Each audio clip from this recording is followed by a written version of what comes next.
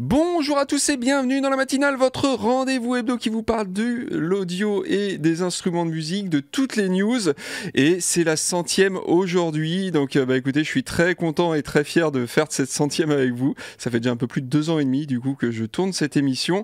Et donc il y a plein de choses de prévues évidemment aujourd'hui. Il y a les news comme d'habitude, mais pas que. J'ai un invité avec moi. J'ai Arnaud qui est là. Salut Arnaud. Coucou. Bah oui, parce qu'Arnaud, évidemment, vous le connaissez forcément, mais il a aussi tourné des matinales quand j'étais à l'hôpital, notamment à cause de mon genou. Donc il a fait aussi la matinale. Donc voilà, j'ai trouvé que c'était cool que tu sois là, en tout cas, pour cette 100e, pour qu'on puisse fêter tout ça ensemble. Donc, écoutez, du coup, pendant cette émission un petit peu spéciale, il y a pas mal de choses à voir ensemble. Alors il y aura une partie un petit peu comme d'habitude. Voilà, l'actu n'attend pas, elle est toujours là évidemment. Donc j'ai sélectionné 4 produits. Je vais faire ma matinale comme d'habitude, mais il y a 2 choses, voire 3 choses en plus. C'est que déjà il y a un concours. Voilà, avec des lots à gagner, notamment grâce à notre partenaire, d'ailleurs, Thomann, voilà, qu'on remercie évidemment, qui nous soutient depuis maintenant longtemps sur la chaîne et sur l'émission. Donc il y a un concours, il y aura 3 lots à gagner, 3 très beaux lots. Je vais vous montrer ça plutôt à la fin de l'émission, évidemment, et je vous dirai comment participer. Mais du coup, voilà, merci à eux, évidemment. On va aussi, faire une petite rétrospective avec Arnaud, en profiter après les news pour faire un petit bilan, voilà, de ces 2 années et demie de matinale et se remémorer un petit peu les grosses annonces, celles en tout cas qui nous ont marqué, ouais. Et puis se dire, 2 ans ou 1 an après, qu'est-ce qu'il en est, quoi. Et puis je vais peut-être aussi pouvoir répondre à quelques questions sur le chat, parce qu'on tourne cette émission en direct sur Twitch le jeudi à 12h30 sur Twitch et sur Facebook, et donc ça me permet aussi de pouvoir vous montrer un petit peu les coulisses de l'émission. Donc voilà, écoutez, je vais lancer le jingle du coup, à tout de suite. Bah oui, c'est pas parce que c'est la 100e matinale qu'on va oublier le jingle, hein, n'est-ce pas Arnaud? Cultissime jingle. Exactement, cultissime, carrément, c'est le mot. Donc, du coup, avant de commencer, Thomann, notre sponsor, nous a permis de vous préparer des petits lots à gagner. Alors, je vais vous montrer ça tout de suite, histoire de vous mettre l'eau à la bouche. Et donc, ces lots à gagner, ils sont là. Donc, il y aura d'abord un petit bundle Focusrite. À la bouche. Et, comment ? Tu nous mets le lot à la bouche. Exactement, je vous mets le lot à la bouche, tout à fait. Donc on commence tranquillement avec un petit bundle Focusrite Scarlett 2i2, 3e génération, avec un micro T-Bone, un pied de micro et un câble XLR, donc parfait pour les home studistes débutants qui veulent se lancer. Donc un petit lot à 229 € quand même chez notre partenaire Thomann. Donc ça c'est plutôt cool. Le deuxième lot à gagner, alors il faudra choisir, hein. Par contre quand vous participerez dans les commentaires je vous dirai exactement quoi faire, mais il faudra choisir l'un des 3, vous pouvez pas jouer pour les 3. Il y a une guitare aussi pour les guitaristes. Voilà, une guitare Harley Benton JA 60cc Lake Placid Blue, donc une jolie guitare bleue, un petit peu une copie de Jazzmaster on peut le dire, que Arnaud toi tu as d'ailleurs. Tout à fait, j'ai pas la version bleue, j'ai la version Sunburst, mais ouais. C'est hallucinant parce que, alors oui, c'est pas tout à fait comme une jazz, mais c'est beaucoup moins cher mais ça sonne du feu de Dieu en fait. Ouais. C'est vraiment une super guitare et tous ceux qui la jouent hallucinent sur la qualité de la gratte. Et son plus gros défaut par rapport à la Jazzmaster, c'est le chevalet qui est tunomatique, que vous pouvez changer après, hein, où là, il y a une petite entorse au modèle d'origine, mais sinon, sur les sons, les micros qu'ils ont foutus dessus, on retrouve vraiment tout ce qui fait la jazz. Pour les amoureux de la gratte indé. Exactement. Alors oui, c'est un tunomatique, effectivement, le chevalet plutôt typé Les Paul. Bon, c'est un désavantage dans le sens où, oui, effectivement, c'est pas comme la vraie Jazzmaster. Après, c'est un avantage, c'est que ça se désaccorde pas. Ça tient mieux l'accord. Ça tient mieux l'accord, effectivement. Après, je pense que les mecs qui font du rock indé, souvent, ils s'en foutent de jouer accordé, si tu veux. C'est pas faux. Donc là, c'est carrément un bundle avec la housse, l'ampli, le jack, les médiators, l'accordeur, la sangle pour 284 €. Donc pareil, un joli lot à gagner. Franchement, bien cool. Et puis on termine pour les batteurs. Voilà, il y a aussi une batterie électronique. Ou pour les batteurs qui veulent pas faire de bruit chez eux, une belle batterie électronique Millennium qui a franchement l'air cool, parce que j'ai l'impression qu'en plus c'est tu sais, les pads ils sont maillés, voilà, avec une peau maillée. Ah ouais, Donc a cool. priori au niveau des sensations Ouais, c'est plus c'est proche mieux de que voilà, les bouts de ouais, plastique. que des vrais fûts, quoi. Voilà, regardez. Franchement elle est belle, non? Elle est magnifique. C'est- Donc voilà, un lot à 349 €. Donc franchement, si on additionne tout ça, ça fait quand même, bah ouais, on se rapproche des 1000 € Enfin, de lot. si les 3 personnes qui gagnent pouvaient en plus monter un groupe à la fin, Ah, ça c'est serait très génial. quoi. Ça serait génial. Le groupe de la 100e de la matinale, quoi. Exactement. Donc voilà, du coup pour cette 100e, c'est le petit cadeau que Thomann et Audiofanzine vous font, du coup pour vous remercier aussi d'être fidèle à l'émission depuis maintenant 2 ans et demi, depuis 100 numéros. Donc voilà. Du coup, je vous dirai exactement à la fin de l'émission comment participer. Faut pas que j'oublie. Arnaud, tu me promets de me le rappeler ou rappelez-moi dans le chat. C'est le mec qui oublie quoi. Je te promets d'oublier de te le rappeler. D'accord, ok, super. Eh ben écoute, du coup, bah voilà, merci Thomann, et puis on va passer du coup à la prochaine news. Voir la première news même carrément. Allez, on va commencer donc cette 100e matinale avec, une fois n'est pas coutume, une table de mixage pour DJ et pour club plus particulièrement, car là on place la barre très très haut avec une DJM, donc la fameuse série Star de Pioneer. Alors la DJM A9, puisque c'est son nom, est une table de mixage 4 voix qui nous promet un meilleur son avec de nouveaux convertisseurs en entrée et en sortie, des sorties casque et une entrée micro améliorée. Alors côté ergonomie, on a plus d'espacement entre les potards de l'égaliseur. Ça, c'est un truc con auquel j'avais pas pensé, mais du coup pour les gros doigts c'est pas mal. Il y a des LED aussi plus visibles, donc pas mal pour les binoclars comme moi et Arnaud. Il y a des faders plus fluides. Des faders plus fluides et un crossfader aussi rapide et stable pour pouvoir scratcher comme un fou. Alors les potards rotatifs qui permettent de régler les effets ont une fonction que moi personnellement j'avais jamais vue.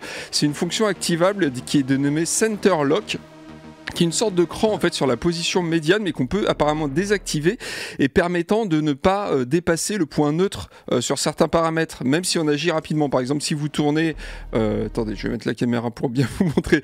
Si vous tournez à fond à gauche comme ça et que vous remettez rapidement à droite, et il y a un cran en fait au milieu qui permet de pas passer, on va dire, du côté obscur des paramètres. Donc ça peut être pas mal. Donc ça c'est pas mal.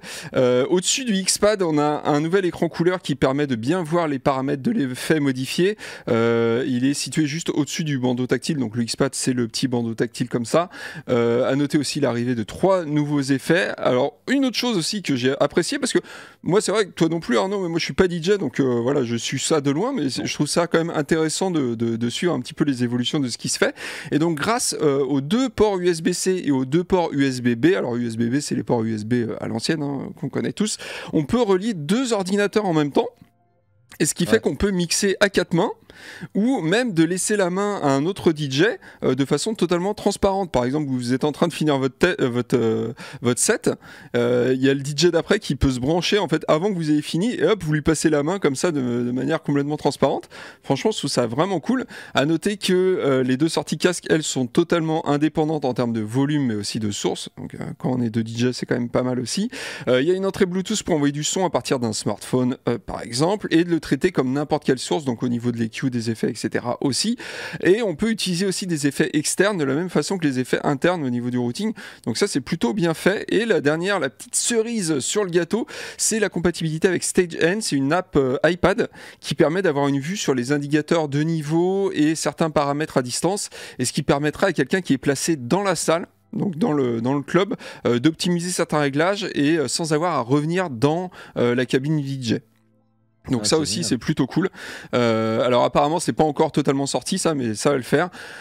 Donc vraiment une table de mixage DJ. C'est génial parce que dans le monde du live, en fait, les sondiers, ils ont déjà ça depuis longtemps. Mais bon, eux, ils ont l'habitude de prendre en compte le DJ. Il arrive dans le club, il est souvent tout seul. Il a personne pour lui gérer le son en salle et tout. Et c'est génial si, grâce à un système simple comme ça, il peut avoir conscience de ce qu'il envoie aux gens. Est-ce que c'est cool pour les gens? Est-ce que c'est le bon niveau? Exactement. Ça, c'est super. Ouais. Enfin, de toute façon, Pioneer, c'est toujours un événement dans le DJing. Hein. Ouais, carrément. C'est un des leaders de marché. À chaque fois qu'ils sortent un truc, bon, tout le monde à chaque fois dit ouais, c'est trop cher. Mais bon, n'empêche que. Justement, le prix, essaye de deviner. Ah je sais pas, j'ai même pas regardé. Écoute, le prix, il est de 2800 €. Donc voilà, après, ça a l'air d'être quand même une table pro, voilà, pour les clubs. Ils indiquent clairement ça, en tout cas, sur la fiche du produit. C'est vraiment pour les clubs, donc ça vise un public pro, évidemment. Donc voilà, 2800 € pour cette belle DJM. Mais en tout cas, j'ai bien aimé les fonctions. Franchement, pouvoir brancher 2 ordinateurs en même temps, genre 2 Mac, 2 PC, un PC, un Mac et tout, pour pouvoir passer la main. C'est intéressant même, d'ailleurs, pour le spare. Parce que le truc qui se passe souvent, c'est toujours l'angoisse avec les ordinateurs sur scène, c'est de se dire ça plante. Et là, tu te dis que si ça plante, tu as le deuxième direct en rideau et tu peux enchaîner. Tu n'es pas obligé de rebooter macOS ou Windows pour le spare, c'est souvent les mecs qui s'appellent Jalil qui s'en occupent. Jalil le spare. Jalil le spare, ouais. Exactement. Donc, écoute, on passe à la suivante. Et donc, on continue cette 100e matinale avec de la pédale guitare et plus précisément, de la fuzz avec JHS qui continue de ressortir des reproductions de pédales de légende, des pédales fuzz de légende plus particulièrement. Alors, il en avait déjà sorti 4 il y a 2-3 ans environ. Et donc voici 3 nouvelles avec toujours le même boîtier gros et noir et pas pratique. Moi je le trouve trop gros. J'en ai eu en fait sur mon pédalboard de ces pédales là. Franchement je le trouve trop gros. Et les potards en plus ils sont placés derrière comme ça. Moi perso je comprends pas trop à part donner un aspect vintage évidemment. Mais voilà. Perso j'ai pas trop apprécié ça. Surtout que je suis pas sûr qu'il y ait grand chose à l'intérieur quoi. Bah non, il n'y a pas grand chose à l'intérieur. Les potards, il n'y en a pas 10 000, généralement il y en a 2 ou 3 max, tu vois, c'est des fuzz assez simples. Donc bon, oui, effectivement, elles ont un look sympa, mais bon, je vois pas trop le truc. Donc du coup, ici on a la Berkeley dont le circuit reproduit le son de la Fresh Fuzz. C'était une pédale sortie en 73 par Simoon. Et Simoon, Arnaud, c'est une boîte qui a été cofondée par, devine qui, Craig Anderton. Ah ouais? Ouais. Okay, je t'en parlais, c'est assez dingue parce que Craig Anderton, il a été notamment, nous on l'a connu comme boss d'Harmonie Centrale, un site qui n'existe plus, je crois, c'est ça. Et il a pigé pour Audio Fanzine. Il a pigé pour Audio Fanzine. Des articles exactement. De Craig.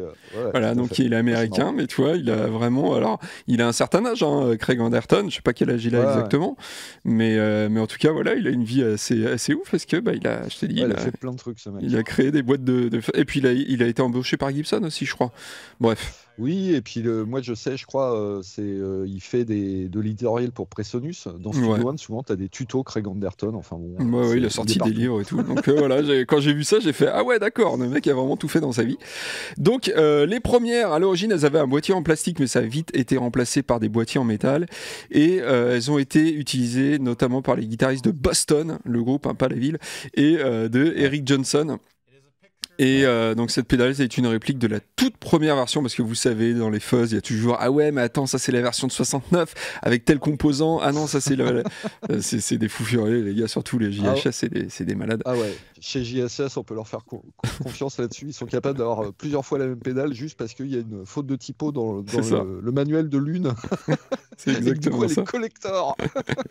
Donc la deuxième c'est la Mary Kay qui est une réplique de la Fuzztone F1 de Kay Musical Instruments sortie fin 68 début 69 qui était à la base une version de cheap de la Univox. Donc voilà, elle est devenue culte mais sachez qu'à la base c'était une pédale cheap et c'est devenu l'une des pédales préférées d'un certain The Edge. Je sais pas si vous connaissez ce groupe qui s'appelle U2. Je sais pas, bref. En même temps je crois qu'il a beaucoup de pédales The Edge. Donc la reproduction de JHS a une entrée pour une pédale d'expression car l'original en fait n'avait pas de potard. C'était juste de presque que j'ai compris une énorme pédale d'expression en fait pour jouer avec un seul paramètre qui était le paramètre frequency. Donc JHS a quand même placé 2 potards lui sur sa pédale si jamais vous ne voulez pas brancher de pédale d'expression, ce qui est une bonne idée je trouve. Donc voilà pour la deuxième et la dernière c'est la plugin. qui est une reproduction de la Boss Tone, qui n'est pas un effet Boss. Au début, je pensais que c'était ça, mais non, ça n'a rien à voir avec la marque Boss. Mais c'est une sorte de petit module qui, on l'a vu là d'ailleurs, il l'a dans les mains là actuellement, qui se branchait directement sur la guitare, mais pas sur les strats, parce que c'était mal foutu tout simplement, vu que les strats, il y a le jack, tu sais, cendrier, ça marchait pas sur les strats. Et donc, qui a été présenté au NAMM de 66 par Jordan Electronics. C'est une boîte créée par Victorine Instruments qui crée notamment, je crois, des pièces de voiture. Ça a l'air d'être une énorme boîte historique qui a même commencé, je crois, au 19e siècle. Et donc, voilà. Et donc, heureusement, JHS, il a eu la bonne idée de ne pas reproduire le petit boîtier en plastique tout pourri là, qui se branchait directement sur les guitares, sauf les strats, je rappelle, mais de sortir l'effet dans une bonne vieille pédale bien résistante en métal. Le son est apparemment assez unique. Alors n'hésitez pas à aller jeter une oreille évidemment sur la vidéo de JHS. Les prix unitaires sont de 179$ quand vous regardez sur le site de JHS, mais en France c'est plus cher, sachant que les précédents modèles ils étaient à 240€. Donc voilà, comme d'habitude la France on paye un peu plus cher. Après il faut savoir que les prix en dollars c'est des prix hors taxe généralement, donc c'est aussi pour ça que c'est un peu moins cher. Bon Arnaud, toi qui es un fan des fuzz, comment tu trouves ça ? Bah moi je suis content, la fuzz j'aime ça. Et j'en profite pour dire aux gens, en tout cas si vous parlez anglais et que la pédale guitare de manière générale vous intéresse, allez regarder le site de JHS. En fait ce mec fait des émissions avec toute sa bande, des émissions vraiment passionnantes, blindées d'histoires, ils ont une collection énorme de pédales, c'est vraiment trop cool quoi. Ouais, c'est un fou furieux. Ouais, gros fan de ça quoi. Yes. Et bon. Eh ben écoute, on va passer au logiciel maintenant. Allez, le logiciel, je sais que t'aimes ça Arnaud, et on passe au logiciel donc avec un revenant, le synthé virtuel Mini Monsta 2, le retour. Donc la première version, elle a été sortie en 2005, il y a donc 18 ans quand même, mais un test est disponible sur Audio Fanzine. Voilà, c'est ça qui est l'avantage d'avoir un site de vieux, c'est qu'on a des tests de trucs comme ça d'il y a 18 ans. Et dans les points faibles, j'ai regardé, on a d'ailleurs, je cite, une émulation de Minimoog ne sera jamais un Minimoog. Hein, ça c'est du statement quand même. Donc voilà. Donc vous l'aurez compris, on a ici affaire à un Moog modèle D virtuel qui en profite pour pousser un petit peu les limites de l'original et aller un peu plus loin. La deuxième version, elle garde la même architecture principale tout en offrant de nouvelles possibilités sonores et musicales. Alors parmi les nouveautés, on a une interface graphique redimensionnable, on a différents skins, on a un nouveau navigateur de presets avec un système de tags et tout le tout team comme on aime bien maintenant, parce que maintenant on est en 2023 quand même, je rappelle. Il y a 300 nouveaux presets, ce qui fait monter leur nombre à 800. On a aussi 4 macros programmables. Alors les macros, ça permet de modifier plusieurs paramètres en même temps, avec un seul potard virtuel. Il y a des enveloppes 4 étages et un filtre de type ladder, donc échelle, qui préserve les basses. Ça, c'est pas mal sur un Minimoog quand même, sur un modèle D, parce que des basses, il y en a généralement. Il y a une nouvelle reverb et avec un mode, avec un mode Vintage Control, pas pour la reverb, pour le synthé, le mode Vintage Control, qui permet de rajouter quelques petites imperfections typiques des vieux synthés analo. Alors le prix il est de 50 livres, avant de repasser à 100 livres. Il y aura une offre aussi pour les détenteurs de la première version, mais je ne sais pas ce que c'est exactement l'offre parce que j'ai pas le plugin original. Toi tu l'as ou pas Arnaud ? Le plugin original, écoute, j'ai dû l'avoir, je sais pas. Faudra que j'aille voir parce qu'en fait, ce qu'il faut savoir, dossier, c'est un plugin français. Alors, je vous explique parce que Gmedia en fait a fait faire ça en marque blanche à Homeforce, les zinzins d'Homeforce. Et en fait, c'est vrai qu'à sa sortie, c'était un peu le Minimoog de référence parce qu'ils avaient vraiment réussi à modéliser toutes les instabilités d'un filtre analo quoi. Et donc il avait fait grand bruit à sa sortie. Après il s'est passé d'autres trucs, que ce soit chez Synapse Audio, chez Native Instruments, avec des très bonnes émulations de Moog. On se rend compte que effectivement, comme les synthés analogiques sont tous différents, il n'y a pas une émulation qui sonne vraiment pareil, mais ça reste une référence. Je ne sais pas si c'est toujours Homeforce qui leur fait, mais voilà, bon, c'est un classique le Moog. Après, je crois même Moog a sorti le sien, il me semble, de virtuel. Donc c'est limite, j'allais dire c'est très bien. Il y en a partout, il y a Softtube, il y a effectivement il y a Diva aussi qui est un peu de Yui. Universal Audio, qui a fait le sien. Bon. Le marché n'est plus le même qu'en 2005, ça c'est sûr. Oui, Mais c'est ça, c'est ça, c'est ça. Bon, souhaitons leur bonne chance. Le prix est pas extravagant non plus, surtout non, là ça va. en lancement. Peut-être que les possesseurs, en plus de l'ancienne version, vont avoir une offre de crossgrade. Ouais. Voilà. Bah, dites-nous dans les commentaires si vous êtes en tout cas détenteur de la Donc première cool, version. mais pas hyper excitant non plus, quoi. Non, C'est pas. t'es sûr. Oh, un Moog. C'est ça, exactement. Et bien écoutez, on passe à la dernière news avant de parler du concours, évidemment. Et donc on termine cette 100e matinale avec toujours du logiciel, mais cette fois-ci chez Antares, et ce n'est pas un autotune, et non, par contre c'est quand même un traitement pour la voix. Eh oui, hein, car il s'agit d'un compresseur, ou plutôt de plusieurs compresseurs si on veut être précis. On a en effet ici affaire à un compresseur à 2 étages avec du machine learning, et oui on sort les grands mots chez Antares, et donc il se veut facile à régler et propose des résultats adaptés aux différentes situations. En gros, j'ai regardé, ça reprend quand même des grands classiques de la compression, à savoir du genre LA2A en 76 et tout ça, donc des compresseurs plus lents, des compresseurs plus rapides, et ça fait une chaîne en fait composée de 2 compresseurs. Alors c'est souvent ce que font les ingénieurs du son, hein, de toute façon, à savoir un compresseur rapide pour contrôler les transitoires assez véloces, hein, donc c'est ce que j'appelle moi personnellement de la compression microscopique, il n'y a que moi qui dis ça, hein, mais c'est pas grave, je le dis quand même, et un compresseur plus lent pour gérer les variations de volume un peu plus longues, ce que j'appelle moi dans mon petit jargon personnel la compression macroscopique évidemment. Donc c'est un peu la compression qui va régler le volume d'un mot par exemple, et puis la microscopique ça va être plus une syllabe, voilà, ou une voilà, c'est une bonne vision. Voilà, exactement. Mais oui, je sais, mais je suis très fort de toute façon. Et donc le côté machine learning, c'est toujours un petit peu flou, hein, de toute façon quand un éditeur parle de machine learning, d'IA, etc. On ne sait jamais vraiment ce qu'il y a sous le capot, mais Plugin dit qu'il analyse votre piste pour faire ses réglages, sachant qu'il y a quand même des presets artistes. Bon, voilà. Ce qui est assez drôle actuellement dans le marketing, c'est que d'un côté, on a le marketing Naturalia où il s'agit de montrer que tout a été fait par l'humain. Ouais. Et puis de l'autre côté, tu as le marketing technologique où il s'agit de montrer que tout a été fait par des intelligences artificielles. C'est assez. On vit une période un peu schizophrénique en ce moment là-dessus. C'est ça.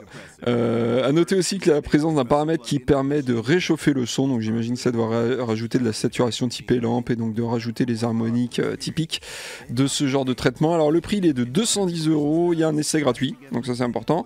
Bon, je sais pas ce que t'en penses toi Arnaud, mais à vue de nez, le côté machine learning ça ressemble un petit peu à ce que propose Isotope, j'ai l'impression, qui est plus du preset adaptatif qu'autre chose, hein. Si jamais vous voulez contester ça évidemment, dites-le nous dans les commentaires. Faudra voir le détail, parce que machine learning a priori ça fait plus penser à ce qu'on avait testé chez Baby Audio. Faut voir s'ils se mettent où se situe l'intelligence, en sachant que souvent ce qu'on nous vend pour de l'intelligence c'est plus du design de fonctionnalités un peu futées, quoi, un peu malignes. Plus que vraiment de l'intelligence, quoi. Exactement. Après est-ce que ChatGPT va nous coder des compresseurs bientôt, ou juste va nous compresser? On enverra un signal à ChatGPT, on dit vas-y compresse. Il y a déjà ça y est des synthés virtuels de ChatGPT, mais ça on va voir ça dans l'after de la matinale sur Twitch seulement. Désolé les youtubeurs, il faut être présent sur Twitch. Voilà, en tout cas cette 100e matinale est terminée, mais je voulais quand même souffler une bougie, sauf que nous on n'a pas de gâteau dans la matinale, on a des pédales, donc voilà.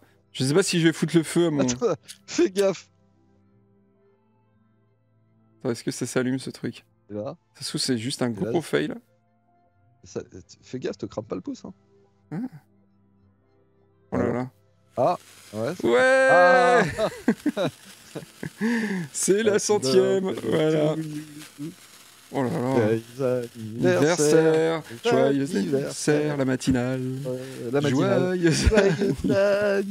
anniversaire. Ouais, allez, on tourne les potards, on souffle sur la pédale. Ouais, c'est super. Donc voilà, merci à tous.